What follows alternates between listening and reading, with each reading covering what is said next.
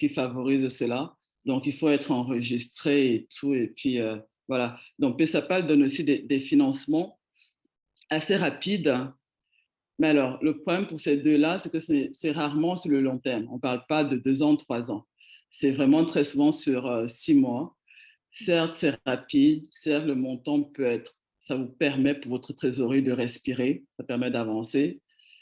Et voilà, mais c'est sur des durées assez courtes.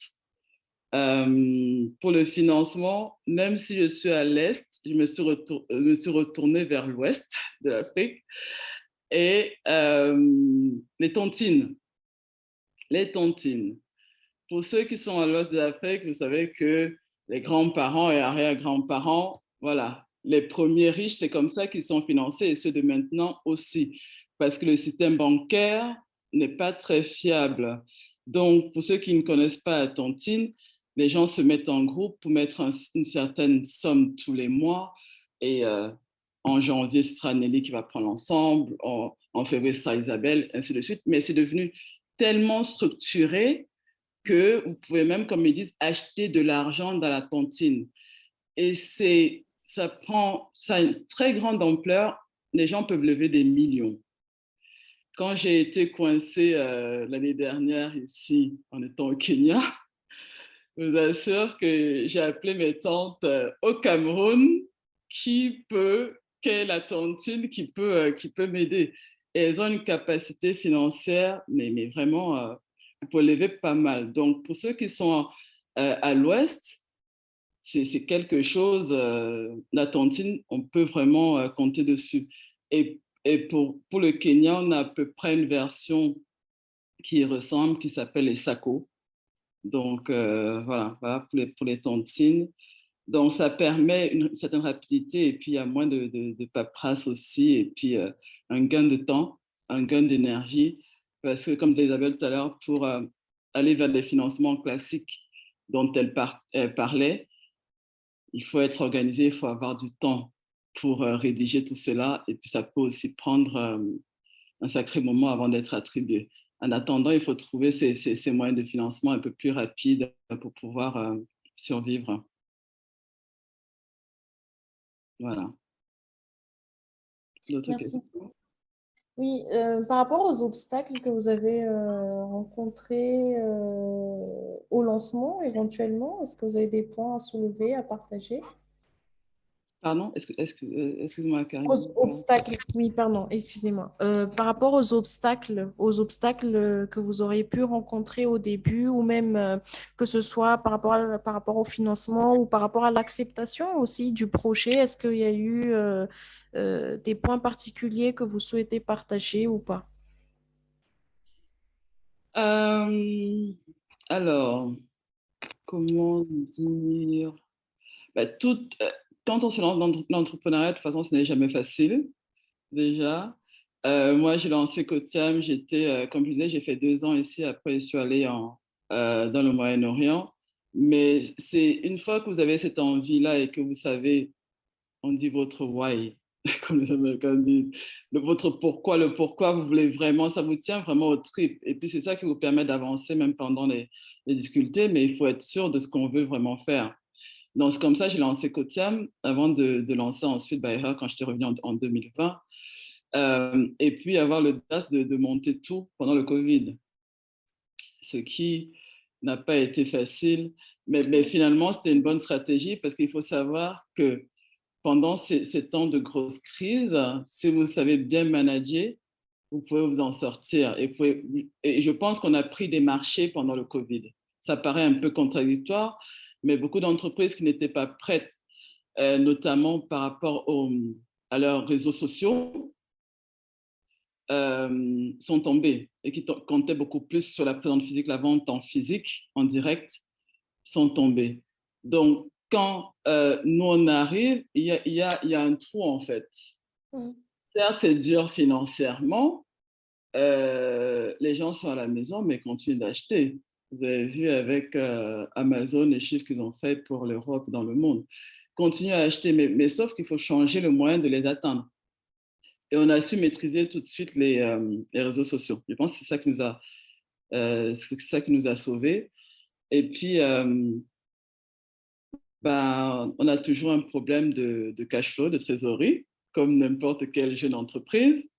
Il faut s'accrocher, il faut compter le sou au centime près. Moi, ma difficulté, j'ai failli quand même fermer 2 fois. Il faut le dire. Quand même failli fermer 2 fois en moins de, ouais, en moins de 2 ans, parce que c'est pas facile. Donc maintenant qu'on a à peu près le marché kényan, on essaie de compter sur... Enfin, il faut être innovant à chaque fois. Il faut chercher d'autres marchés. Et pour des jeunes entrepreneurs, c'est un peu difficile parce qu'en même temps, vous devez vous concentrer sur le financement. Vous courez après le financement, ça vous prend déjà beaucoup d'énergie. Moi, je m'occupe de la création aussi. Donc, je crée, je dois courir derrière les financements parce que les gens à payer et puis il faut avancer. Et il faut trouver les marchés. Donc, parfois, on devient un peu schizophrène. Voilà, mais c'est le propre de l'entrepreneur. Il faut juste s'accrocher. Et puis, n'hésitez pas à demander de l'aide, à vous faire aider par des amis, par la famille et dire vos difficultés. Et puis, n'arrêtez pas d'être innovant. Là, par exemple, on s'est lancé dans le marché des cadeaux d'entreprise. Voilà, donc on gère les particuliers, on fait du one-to-one, mais aussi cadeaux d'entreprise, qui nous permet parfois d'avoir une grosse bouffée d'air parce que là, par exemple, dernièrement, on a travaillé pour Google, pour Visa Card. Les trousses de toilettes que vous avez vues et les pochettes d'ordinateur, on peut écrire des noms dessus, on a une machine qui permet d'écrire, de personnaliser ou de personnaliser aussi avec votre marque Google ou Visa Card. Donc, quand vous avez une seule commande, voilà, de 100, 200 pièces, vous comprenez, ça vous fait, on respire un peu pour les 2 prochains mois avant de retomber dans la misère, mais au moins ça fait du bien. Et là maintenant, on pousse vers l'international. Il y a quand même des entreprises, DHL essaie quand même d'aider une entreprise du continent pour pouvoir exporter.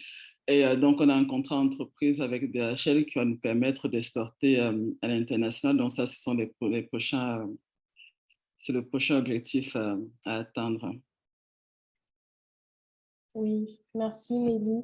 Je vois d'autres questions qui arrivent pour vous, mais avant de passer à... Je propose qu'on revienne un peu à Isabelle. J'avais posé quelques questions à la suite de son intervention. Donc, moi, j'avais posé pour Isabelle 3 questions de manière générale sur cet ensemble de dispositifs de financement que vous avez pu présenter.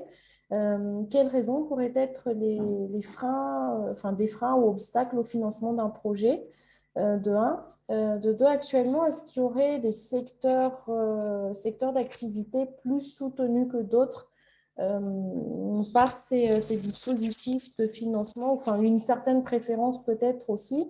Et puis finalement, donc, vous avez bien évoqué, vous avez bien précisé, soutenu durant la présentation que il fallait chercher enfin faire un choix de bons dispositifs en fonction de l'état d'avancement du projet.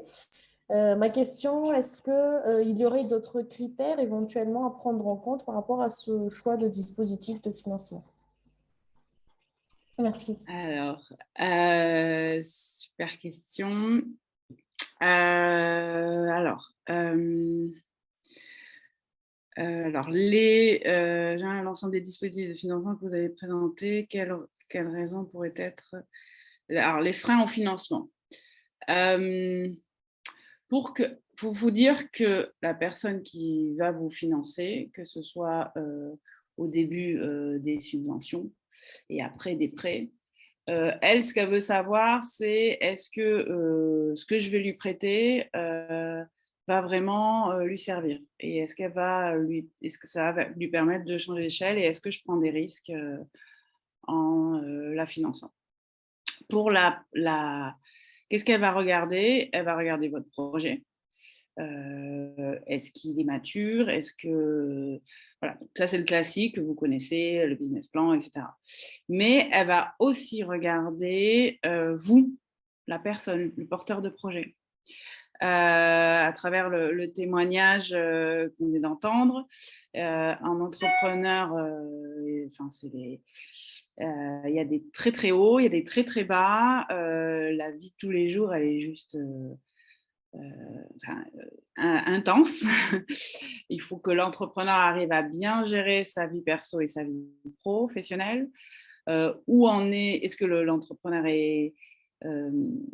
souvent, on part sans se rendre compte de la montagne, des montagnes russes qui nous attendent. Et heureusement, parce qu'autrement, on n'y va pas en tant qu'entrepreneur. Est-ce qu'on vérifie si la personne est bien armée et a toutes les soft skills pour y arriver? Si vous lancez votre entreprise et que vous avez prévu dans l'année de vous marier, d'avoir un enfant, je suis la première à avoir fait ça, mais ce n'est pas forcément une bonne chose. Voilà, il y a la vie perso qui peut aussi prendre le pas et ajouter des challenges aux challenges. Il y avait aussi tout à l'heure une question que m'a posée en privé Néné et Souci. Alors, excusez-moi si... il y avait aussi la question qu'elle me posait, comment on arrive à...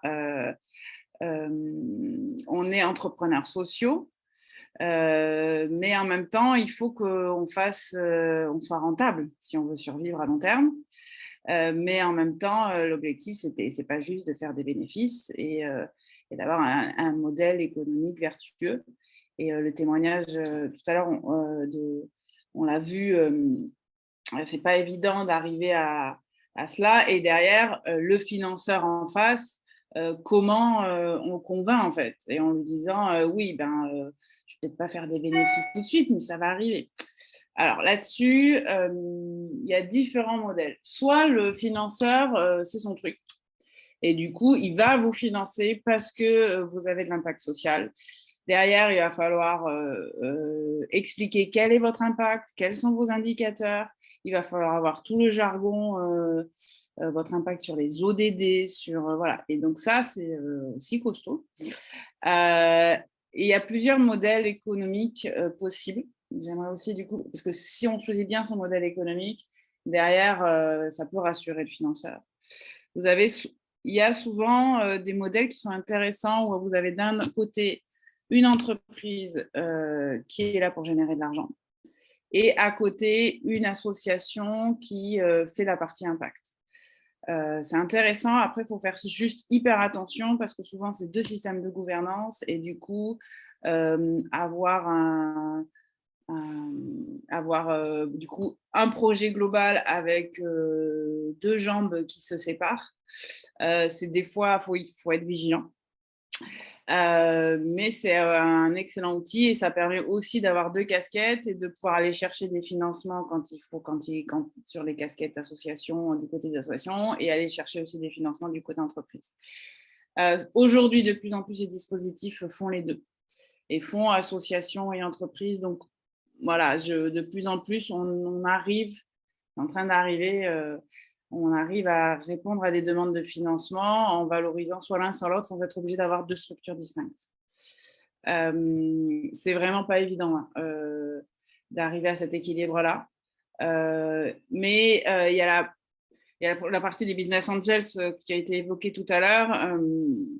On peut aussi trouver, faut faire attention qui vous en faites rentrer dans votre capital. Parce qu'effectivement, ils vont vouloir du profit et que si dans 5-10 ans, si dans les 3 ans, vous n'arrivez pas au taux de profit escompté, ils s'en vont en fait. Et du coup, vous pouvez aussi, parce que vous êtes entrepreneurs sociaux, trouver des business angels qui vont venir avec vous parce que vous avez un impact social. Donc, il faut trouver les bons actionnaires qui vont avec vous et les bons business angels que vous allez pouvoir séduire parce que justement, vous faites de l'impact. C'est une vraie question, hein, la dichotomie entre faire de l'impact et en même temps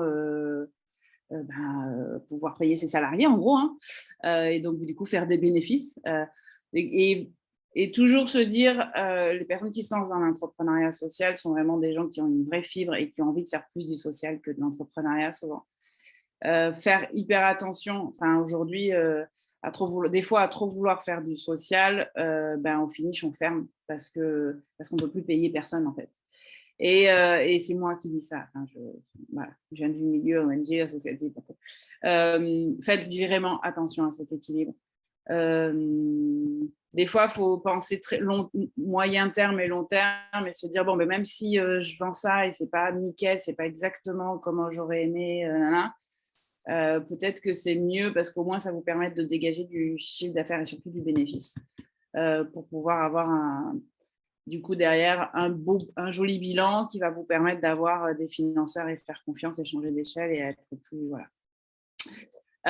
Comme l'a souligné le témoignage de tout à l'heure, si vous commencez, il faut que vous ayez d'un apport perso. Si vous-même, vous n'êtes pas en mesure de lever des fonds ou de faire auprès de la Love Money, du coup, de votre entourage proche, si vous arrivez en disant, voilà, moi j'investis, si vous n'investissez pas dans votre propre projet, c'est compliqué de dire à quelqu'un d'autre d'investir dans son projet. Je sais que on n'a pas forcément, vous n'avez pas forcément de l'argent, mais même un peu, en fait, ça suffit.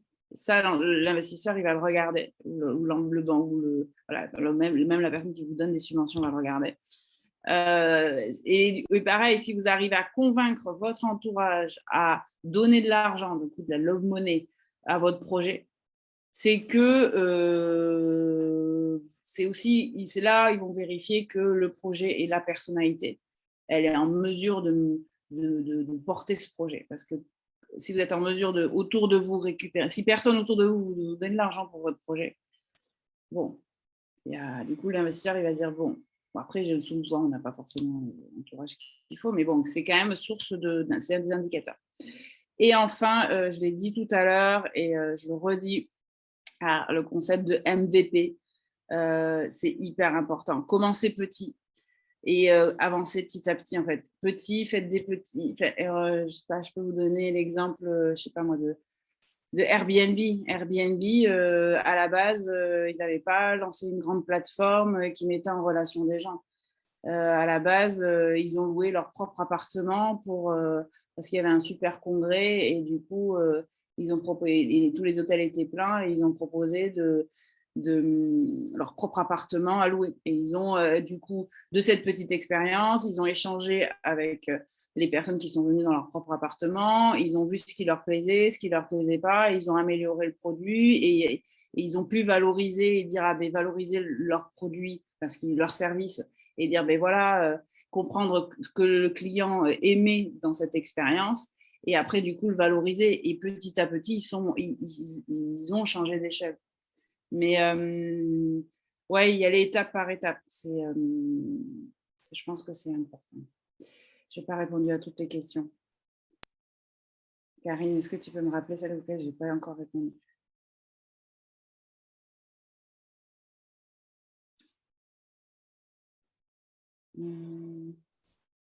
Ah, excusez-moi, j'avais mon micro éteint. Alors oui, la majorité des questions étaient répondues. Hein. Peut-être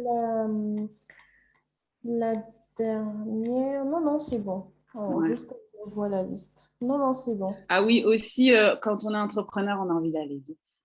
Et on est toujours dans une certaine forme d'urgence.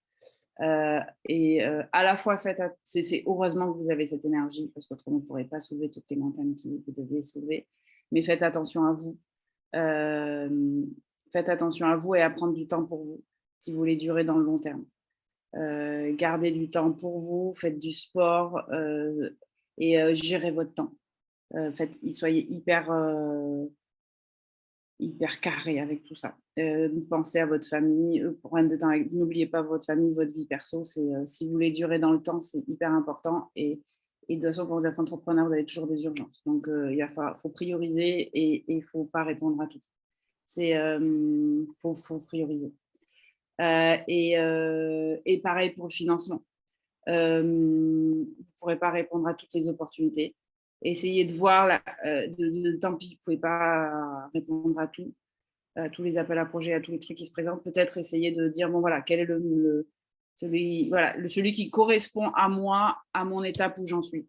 Et même si là, vous avez la promesse de rencontrer le PDG d'EcoBank, si ce n'est pas le bon moment pour vous, n'y allez pas. Dites OK, merci, mais là, je ne suis pas encore prête, mais par contre, je reviens vers vous dans 1 an ou 2. Et là, le gars en face de vous, il va sachez dire non et dire plus tard, là, je ne suis pas prête. Même si vous avez la super rencontre que vous imaginez de votre vie qui se présente en face et qui pourrait vous sortir des millions de CFA. Dire non, c'est très professionnel, en fait. Et dire non, ce n'est pas le moment, mais je reviens vous voir dans 2 ans. Mais c'est parce qu'ils sont très sollicités et ils ont beaucoup de...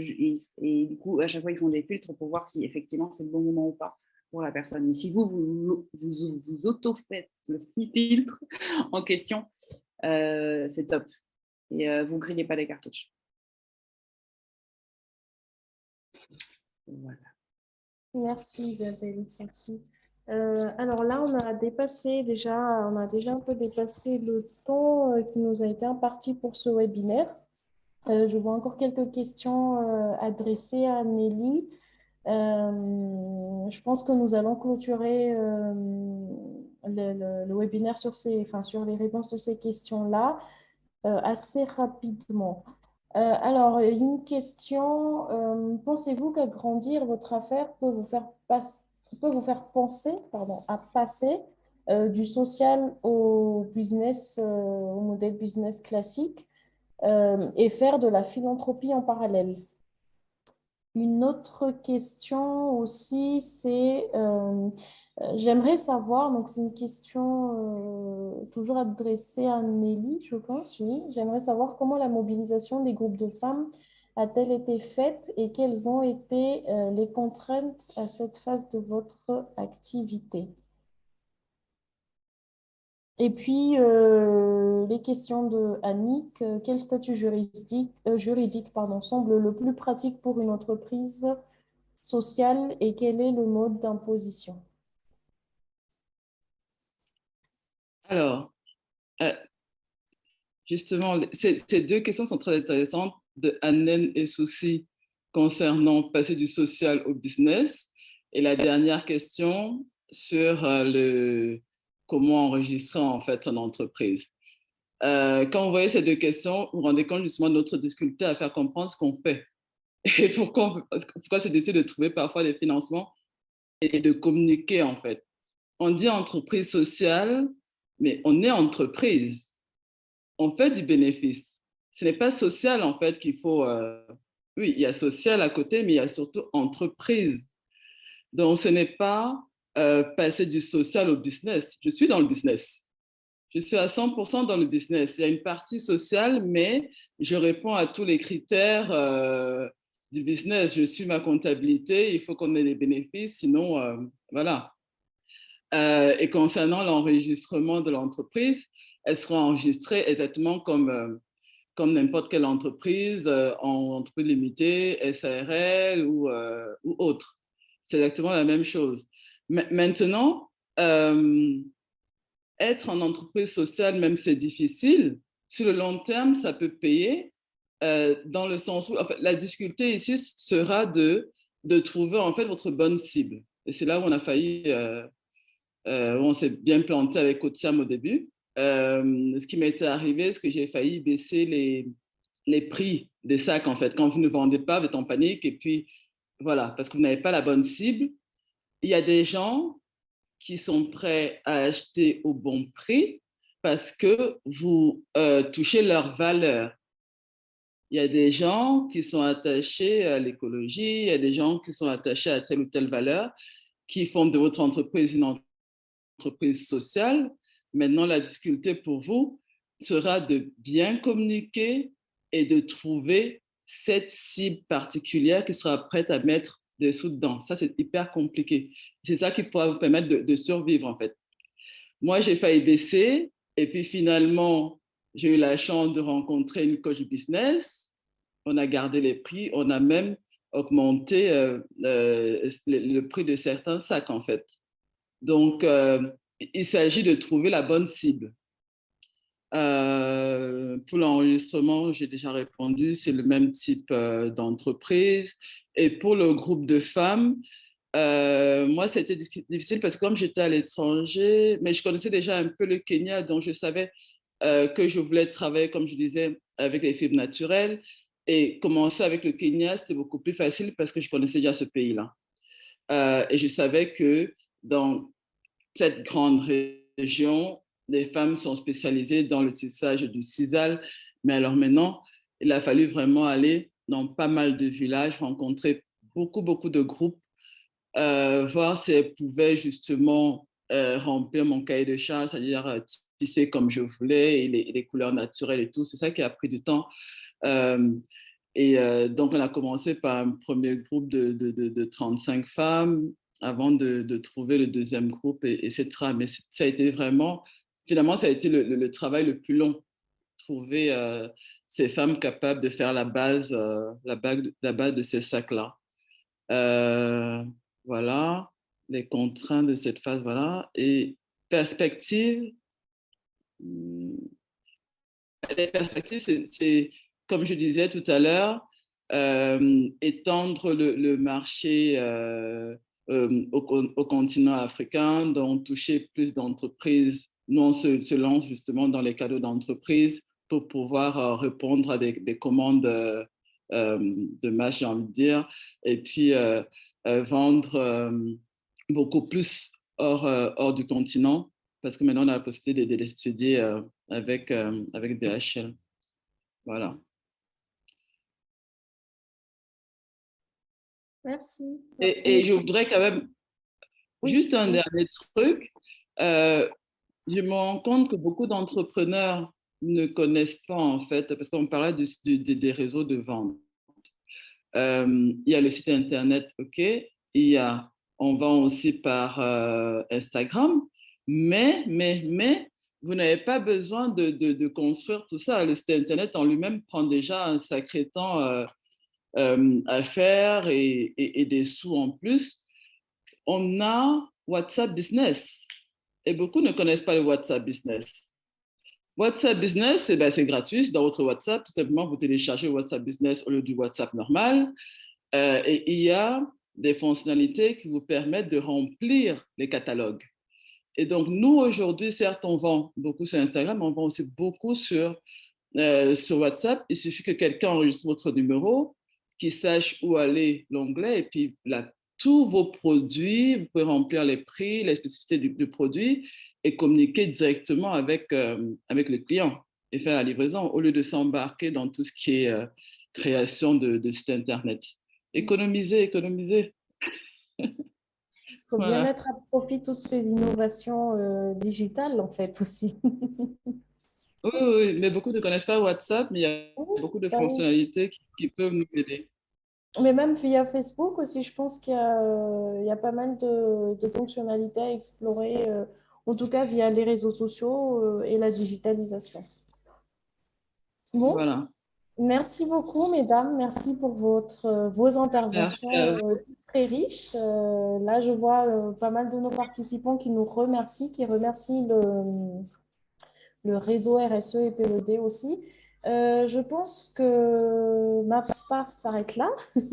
Je vais peut-être donner la parole à Anne-Sophie et à Int pour clôturer comme il se doit notre webinaire et notre cycle de ce premier semestre de